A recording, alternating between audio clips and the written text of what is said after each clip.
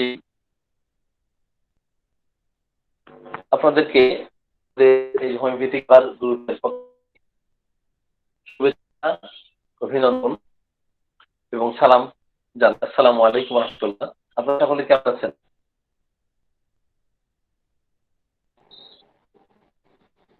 আলহামদুলিল্লাহ স্যার। রহমতুল্লাহ, আলহামদুলিল্লাহ ভালো আছি। আপনি ভালো আছেন? জি, আলহামদুলিল্লাহ, আল্লাহ শুকরিয়া। আলহামদুলিল্লাহ ভালো আছেন। আমরা গতদিন মায়াজম বিষয়ে কিছু আলোচনা করেছি।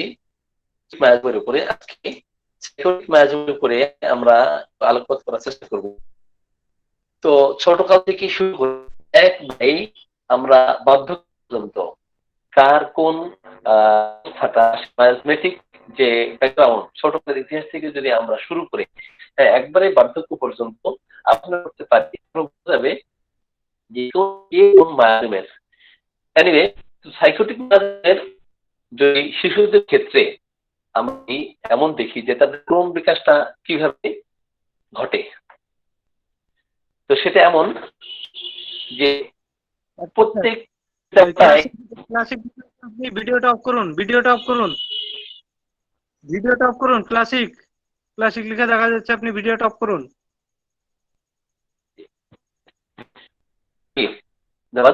বলছি যে প্রত্যেকটা মাতাই চাই যে একটা সুন্দর ভালো একটা সন্তান পৃথিবীতে জন্ম দিতে, কিন্তু সন্তান পৃথিবীতে আসুক কোনো পিতামাতাই চায় না। তো আমরা যদি গর্ভাবস্থায় এই ধরনের ম্যাজমেটিক ট্রিটমেন্টটা করতে পারি, তাহলে দেখা যায় যে শিশু বা বিকলাঙ্গ শিশু পৃথিবীতে আসে, বরং সুন্দর একটা ভালো একটা সন্তান আমরা কি দেখতে পারি। এই বৈশিষ্ট্য থাকতে পারে যদি সে শরীরাতের মধ্যে নাকি যখন পিতামাতার উত্তরাধিকার সূত্রে আর কি জীবপ্রাপ্ত হয়, সে কিন্তু গর্ভাবস্থায় অবশ্যই দিতে হয়। আমি এক্সাম্পল দিই, কোনো পিতা অপকর্ম করে থাকে, তো অপকর্ম করার পর থেকে দেখা যায় সে তথাকথিত আরোগ্যের নামে বিসদৃশ চিকিৎসা পদ্ধতিতে, বিসদৃশ নীতিতে এটাকে সাপ্রেস করে, তো এরপর দীর্ঘদিন পরে সে বিয়ে করলো। তো দীর্ঘদিন পর বিয়ে শাদী করার পরে দেখা যাবে যে স্ত্রী হয়তো তার নেচারটা ছিল এই ধরনের হয়নি, যখনই এই ছেলে ওই মেয়ের সাথে রিলেশন করে, একটা পর্যায়ে তাদের মধ্যে যখন এই ধরনের সাসেপ্টিবিলিটি থাকবে, তখন কিন্তু ওই স্ত্রীও আক্রান্ত হওয়ার সম্ভাবনা থাকবে। তার কারণ হচ্ছে এই স্ত্রীর আর হয়তো মাসিকের ব্যথা বেদনা হতো না, কিন্তু যখনই করছে ওই মেয়েকে, তো বউ হিসাবে তার ফিজিক্যাল কন্ট্যাক্ট হচ্ছে, তো যে এখানে একটা তার একটা দুঃস্বভাবনা আছে, এরপর থেকে ওই মেয়ে থেকে তার প্রচন্ড পেইন হচ্ছে, অথবা দেখা গেল কিছুদিন পরে তার টিউমার হয়েছে, অথবা ঋতুস্রাব হচ্ছে, অথবা এমন হতে পারে যে তার শরীরটা জীর্ণ শীর্ণ হয়ে যাচ্ছে। এই ধরনের উপসর্গ কিন্তু ওই মহিলার ক্ষেত্রে দেখা দিতে পারে, এবং তাদের ক্ষেত্রে এমন হতে পারে যে সন্তান জন্ম ধারণ করতে খুব সমস্যা তৈরি হচ্ছে, কনসেপ্ট হচ্ছে না। তো ইতিহাস নিয়ে যখন হসপিটাল ডাক্তারের কাছে যখন আসবে, তখন ইতিহাস জানা যাবে যে এটা তার স্বামীর সমস্যা ছিল, স্বামীর থেকে স্ত্রী আক্রান্ত কন্টিনিউটি হয়েছেন, এর ফলে তাদের সন্তান আসতেছে না। এই ক্ষেত্রে মায়োজমেটিক ট্রিটমেন্ট করতে হয়, এবং শুধু সেল নয়, উভয়কেই। একজনকে করলে যখন প্যাথোলজিক্যাল রিপোর্ট করে দেখা যায় হ্যাঁ তার তো টিউমার হয়েছে, টিউমার এটা করাতে হবে অপারেশনের মাধ্যমে, অথবা মেয়েকে চিকিৎসা দিতে হবে। কিন্তু ছেলে এবং মেয়ে উভয় চিকিৎসা না দেওয়া পর্যন্ত আরোগ্য করা সম্ভব হবে না। এখন যখন তাদের এই যে হোমিওপ্যাথি চিকিৎসা দেওয়ার পর যখন সন্তান গর্ভে, ওই সন্তানকেও যে গর্ভাবস্থায় কিন্তু ওই সন্তান চিকিৎসা পাচ্ছে। তো যখন মায়ের সাথে তার একটা কানেকশন আছে। স্যার আপনার কথাটা কেঁপে কেঁপে আসছে স্যার। আচ্ছা স্যার, আপনার কথাটা কেঁপে কেঁপে আসতেছে স্যার। যায় আমার কথা শুনছেন? স্যার স্যার বোঝা যায় কেটে কেটে আসতেছে স্যার, আপনি আবার লিভ নিয়ে আবার ঢুকেন স্যার। হ্যাঁ, লিভ নিয়ে আবার ঢুকেন। Thank you. ওকে, তো যেটা বলতেছিলাম আসলে আলোচনা করতে গিয়ে নেটওয়ার্ক কেন্দ্রিক কোনো সমস্যা তৈরি হলে সেই ক্ষেত্রে প্রতিবন্ধকতা তৈরি হয় আলোচনা। এনিওয়ে, তো যেটা বলতেছিলাম এই এখন দেখা গেল স্বামী স্ত্রী হ্যাঁ দুইজনেই কিন্তু কি কন্টামিনেটেড। তো স্বামীকে পরীক্ষা করে কিন্তু ওই গনোরিয়ার জামটা কিন্তু পাওয়া যাবে না, স্ত্রীকেও পরীক্ষা নিরীক্ষা করে পাওয়া যাবে না, কারণ প্যাথোলজিক্যাল যে পরীক্ষা নিরীক্ষা করার ফলে আসে প্যাথোলজির পরীক্ষা নিরীক্ষার ফলে, তো এটা কিন্তু অনেক পরের চ্যাপ্টার, কিন্তু এর আগেই তাদের মধ্যে এই ধরনের সাসেপ্টিবিলিটি থাকবে। যাই হোক, এনিওয়ে এগুলো অ্যালোপ্যাথিক ব্যাখ্যা বিশ্লেষণ করে অ্যালোপ্যাথিক কোন পরীক্ষাগারে পরীক্ষা নিরীক্ষা করে এগুলো কখনো এর হদিস পাওয়া যাবে না। একমাত্র তারা হোমিওপ্যাথিক যদি ভালো একজন দক্ষ ডাক্তারের কাছে চিকিৎসা নেন এটা আরো সম্ভব। আমি এই ধরনের অসংখ্য কেস আমি দেখেছি। এনিওয়ে, এখন স্বামী স্ত্রীকে উভয়কে চিকিৎসা করতে হবে এবং সন্তান যখন তাদের আসবে, স্ত্রীর গর্ভে সন্তান আসবে, এই সন্তান যখন গর্ভে আসবে এবং তখনও কিন্তু ওই স্ত্রীকে আপনার ধাতুগত তার চিকিৎসা দিতে হবে, তার ম্যাজমেটিক চিকিৎসা দিতে হবে। আদারওয়াইজ দেখা গেল তার হয়তোবা টিউমার নিয়ে সে পৃথিবীতে জন্মগ্রহণ করতেছে, অথবা বিকলাঙ্গ সন্তান হিসেবে সে পৃথিবীতে আসতেছে, এই অবস্থা কিন্তু সন্তানের দেখা দিবে না। এনিওয়ে, তো আমরা দেখি যে সুন্দর স্বাস্থ্যের অধিকারী যারা এরা কিন্তু শরিক হয়ে থাকে, কারণ সবার মধ্যে কিন্তু গঠনগত চেঞ্জ কোন পরিবর্তন কোন স্ট্রাকচারাল চেঞ্জ আমরা দেখি না। কিন্তু সে যদি সাইকোটিক হয়ে থাকে, সে যদি সিফিলিটিক হয়ে থাকে, যদি টিউবারকুলার হয়ে থাকে, তাহলে দেখবেন যে বিভিন্ন জর্জরিত অবস্থা তাকে এমন অবস্থা করবে হ্যাঁ কালকে সে। তো এইগুলো আমরা জমের অধীনে তার কি ধরনের সাইন থাকবে, লক্ষ্য থাকবে, এগুলো দেখেই কিন্তু আমরা বলতে পারবো। তো এদের স্মৃতিশক্তি সম্বন্ধে আমরা যদি একটু চিন্তা করি, তো সাইকোটিক যে সমস্ত শিশু পৃথিবীতে আসবে এই স্মৃতিশক্তিটা কেমন হবে, দেখা এরা কোনো কিছুই মনে রাখতে পারছে না এবং কথা বলতে খেয়ে চলতেছে। আমরা কিন্তু গতদিন সাইকোটিক মাধ্যমের উপর আলোচনা করবো, এরপরে সিভিলিটি মাধ্যমের উপর আলোচনা। স্যার কথা আবারও কেঁপে কেঁপে আসছে স্যার, আপনি হেডফোনটা খুলে কথা বলেন স্যার।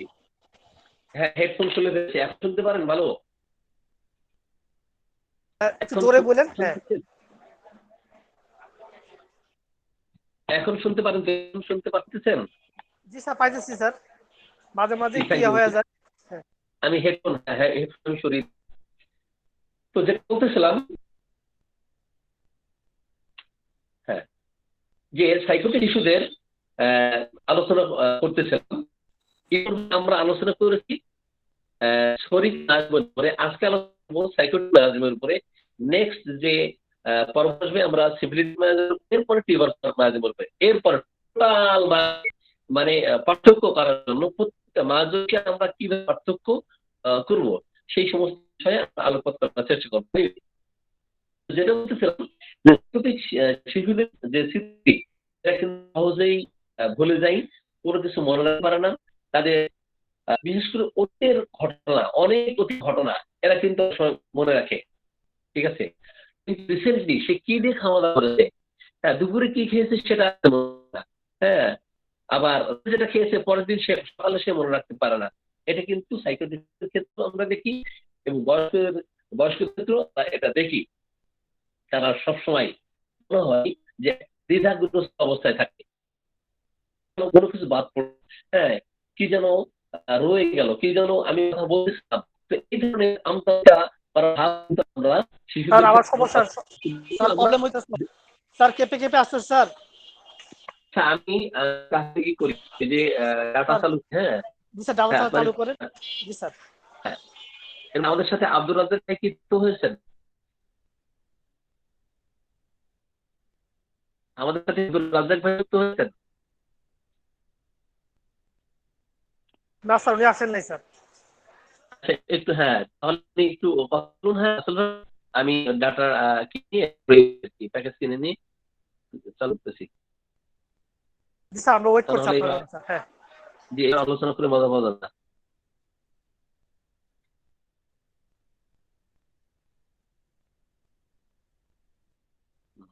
মোবাইল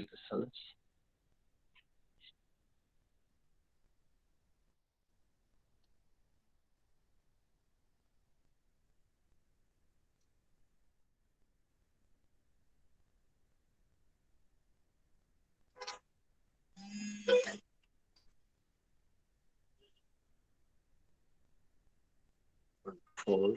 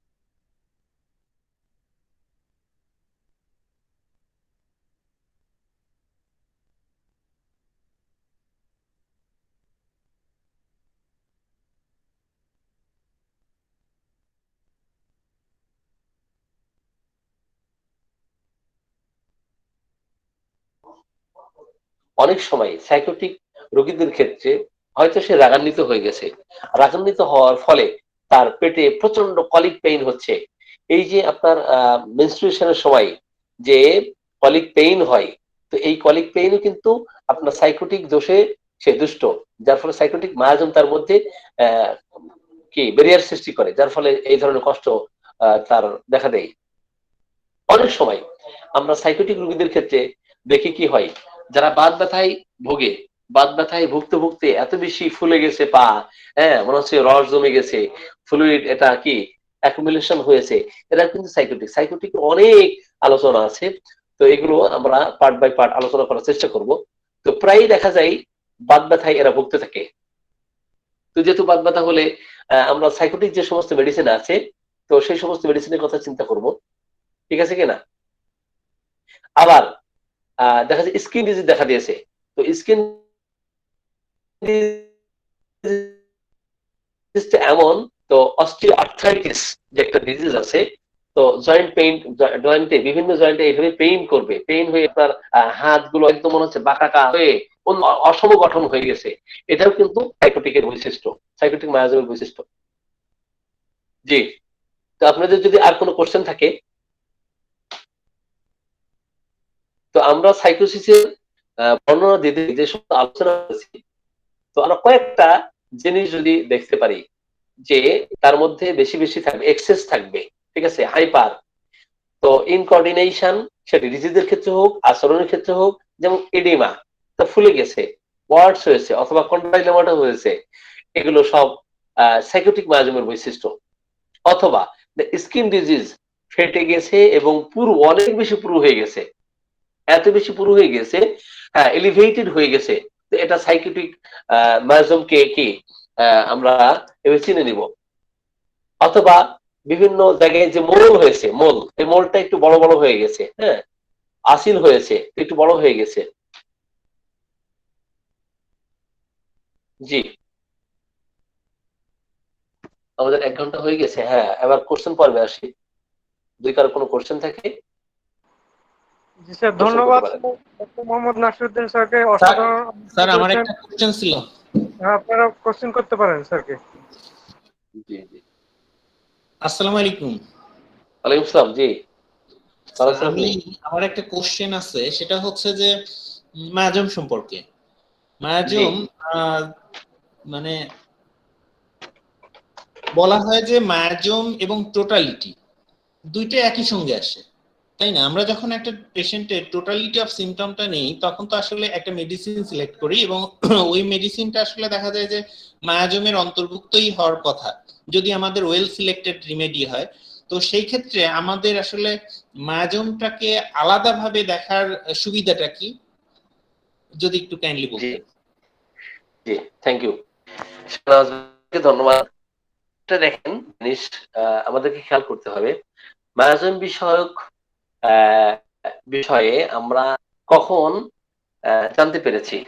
মুহতাসিম আল হানিম্যান যখন স্বল্প ক্রিয়াশীল মেডিসিন দিয়ে বিভিন্ন রোগের আরোগ্য করতে যাচ্ছিলেন, তখন এই স্বল্প ক্রিয়াশীল মেডিসিন হতে পারে সেটা বেলোডোনা, হতে পারে সেটা রাস্ট্রক্স, হতে পারে সেটা আপনার এখোনাইট, তো ডালকামারা, এই ধরনের বেশ কিছু মেডিসিন আছে যেগুলো কিন্তু গভীর ভাবে ক্রিয়া করে না, তো অল্প অল্প ক্রিয়া করে এবং রোগগুলো পুনরায় ব্যাক করতেছে, রিকারেন্ট হচ্ছে, বারবার রিকারেন্ট হচ্ছে, যার ফলেই কিন্তু দ্বাদশ বছর গবেষণা করে সাধনা করে ক্রনিক ডিজিজ লিখেছেন। ঠিক আছে, ক্রনিক ডিজিজ লিখেছেন এবং ক্রনিক ডিজিজের মধ্যে কিন্তু যে সমস্ত মেডিসিন গুলোর কথা বলা আছে, সেই মেডিসিন গুলো আর অন্যান্য মেডিসিন, স্বল্পক্রিয়াশীল মেডিসিন, আপনি প্র্যাকটিস লাইফে এসেও দেখবেন যে একটা মেডিসিন আপনি ব্রায়োনায় দিচ্ছেন অথবা রাস্টক্স দিচ্ছেন, এই রাস্টক্স স্বল্প ক্রিয়াশীল হওয়ার কারণে সুগভীর মায়াজমেটিক প্রভাব তার মধ্যে নাই, যার ফলে কি হচ্ছে, যদিও আমি একটা এক্সাম্পল দেই, আর্সেনিক কিন্তু মেডিকাতে সবচেয়ে যত মেডিসিন আছে গভীর ক্রিয়াশীল মেডিসিন কিন্তু আর্সেনিক। শাহনওয়াজ ভাই, সবচেয়ে গভীর ক্রিয়াশীল মেডিসিন কিন্তু আর্সেনিক, 90 দিন ক্রিয়া চলে, কিন্তু সে কিন্তু শরিক মায়াজমের উপরে তার বেশি ক্ষমতা নাই। ক্ষমতা না থাকার ফলে দেখা যায় হাঁপানির রোগী হওয়া সত্ত্বেও, আর্সেনিকের লক্ষণ থাকা সত্ত্বেও বারবার আপনি তাকে আর্সেনিক অ্যাপ্লাই করতেছেন, রিকারেন্ট করতেছে, বারবার রিকারেন্ট করতেছে, হাঁপানি ফিরে আসতেছে, তাই ভালো করা সম্ভব হচ্ছে না। কখনো ওই রোগীকে আমি গভীর মায়াজমেটিক রেমেডি দেওয়া পর্যন্ত এই হাঁপানির রোগীকে ভালো করতে পারবো না, যার ফলে অনেক সময় টোটালিটি অফ সিমটমস নিয়েই আপনি মেডিসিন সিলেকশন করলেই রোগী ভালো হয়ে যাবে না। একটা লেয়ার থাকে, আমি সেই লেয়ারটা একটু এক্সাম্পল দেই প্রায়ই আলোচনার সময়। যেমন একটা পেঁয়াজ, তো একটা পেঁয়াজ বিভিন্ন খোসা আছে, আপনি যদি প্রথম একটা খোসা ছড়িয়ে ফেলেন, ওখান থেকে দ্বিতীয় আরেকটি স্তর পাবেন, ওখান থেকে ছড়িয়ে ফেলেন আরেকটি স্তর পাবেন, ওখান থেকে ছড়িয়ে ফেলেন আরেকটি স্তর পাবেন। অনুরূপ ভাবে রোগ লক্ষণও ওইভাবে বিভিন্ন মায়াজমেটিক কি প্রতিবন্ধকতা সৃষ্টি করে, সে যদি শরিক অবস্থানটা উপরে থাকে, আপনাকে শরিক মানে শরিক মেডিসিন দিয়েই আপনাকে শুরু করতে হবে। তারপরে যা থাকবে, তারপরে সেটা যদি সাইকোটিক হয়ে থাকে, সাইকোটিক মায়াজমেটিক মেডিসিন আপনাকে অ্যাপ্লাই করতে হবে। যদি সেটা টিউবারকুলার হয়ে থাকে, অ্যান্টি টিউবারকুলার মায়াজমেটিক মেডিসিন দিয়ে তার ওই দোষটা দূর করতে হবে, আদারওয়াইজ এই রোগীকে কখনো ভালো করতে পারবেন না। এখন 5 নম্বর সূত্র যেটা আমরা দেখি, অর্গাননের 5 নম্বর সূত্র, সেখানে কিন্তু ফান্ডামেন্টাল এন্ড এক্সাইটিং কজ। তো এক্সাইটিং কজ হয়তো আপনি কি বারবার সৃষ্টি করতেছেন, উদ্দীপক অথবা পরিপোষক যে কারণ, উদ্দীপক পরিপোষণ কারণে দেখা যায় যে সে আক্রান্ত হচ্ছে, কিন্তু অতীতের ইতিহাস নিয়ে দেখেন তার মধ্যে ফান্ডামেন্টাল এমন কিছু কজ আছে যার ফলে আপনি মরিচ খাইলে সহ্য করতে পারেন, আমি পারি না। আপনি বৃষ্টিতে সারাদিন ভিজলেও আপনার জ্বর আসে না, সর্দি লাগে না, আপনি অসুস্থ হন না, কিন্তু আমি অসুস্থ হয়ে যাই। তার কারণ কি? তার কারণ হচ্ছে যেই সমস্ত এই তরুণ ব্যাধি দেখা দিচ্ছে, এর পিছনে নিশ্চয়ই কোনো ক্রনিক মায়াজম তাকে প্রতিবন্ধকতা সৃষ্টি করছে, যার ফলে সে ওই তরুণ মেডিসিন দিয়ে আরোগ্য হলেও বারবার ওটা রিকারেন্ট করতেছে এবং সুপ্ত ভাবে মানে সুপ্ত অবস্থায় আছে। আমার মনে হয় উত্তর পেয়েছেন শাহনওয়াজ ভাই। জি স্যার। স্যার একটা শিশু কখন স্যার মানে শরিক থেকে সাইকোটিকে রূপান্তরিত হয়, বা একটা কখন হতে পারে স্যার? জি, একটা শরিক শিশু বা সে একটা যুবক হতে পারে, অথবা সেটা কিছু হতে পারে, থ্যাংক ইউ, কখন সে থ্যাংক ইউ, ধন্যবাদ। আমি বাস্তব উদাহরণ দিয়েছি, আবার আপনার কোশ্চেনেরও বাস্তব উদাহরণ দিয়ে বোঝাতে চাই। দেখেন, ছোরা হচ্ছে কিন্তু একটা জমিন, ছোরা কি একটা ক্ষেত, একটা ক্ষেতের মানে একটা জমিন। তো ওই জমিনে যখন ওই ধরনের সাসেপ্টিবিলিটি না থাকবে, প্রবণতা না থাকবে, কখনোই সাইকোটিক এসে ওই জমিনে ফসল কি ফলাতে পারবে না। এখন শরীরিক অবস্থায় যদি সাইকোটিকের ক্ষেত্র আমি তৈরি না করি, আমি নিজে বা আমার বংশগত, এটা কিন্তু বিভিন্ন ভাবে হতে পারে। ঠিক আছে, এটা আপনার নিজের কারণে হতে পারে, অথবা বংশানুক্রমিক ভাবে আপনি আক্রান্ত হতে পারেন।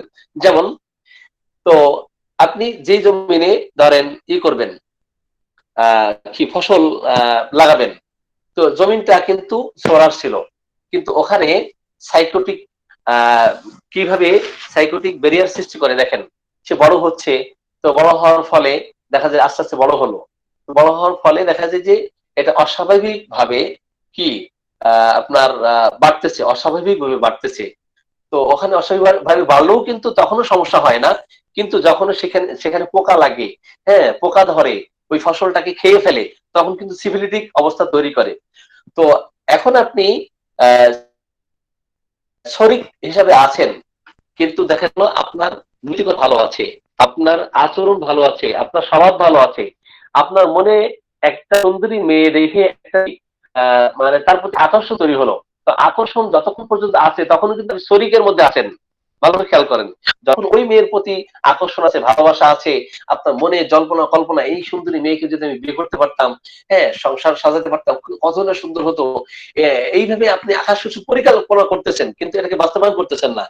কিন্তু দেখা গেল এই মেয়ের সাথে আপনি সম্পর্ক করলেন, সম্পর্ক করতে করতে আস্তে আস্তে আস্তে আস্তে এমন একটা সম্পর্কে কি জড়িয়ে গেলেন যে আপনার এই যে যতক্ষণ পর্যন্ত তার সাথে ফিজিক্যাল রিলেশন হয় নাই ততক্ষণ পর্যন্ত কিন্তু আপনি সরার মধ্যে আছেন। কিন্তু যখনই ফিজিক্যাল রিলেশন হলো ওই মেয়ের সাথে অথবা আরেক মেয়ের সাথে অথবা আরেক মেয়ের সাথে, এই যে কন্টামিনেশন হচ্ছে, এইভাবে কিন্তু সাইকোটিক দোষ তৈরি হয়ে যেতে পারে। কারণ কথা হচ্ছে ওই মেয়ে যে ভালো ছিল অথবা খারাপ ছিল, তো সেটা আপনি কি করে বুঝবেন?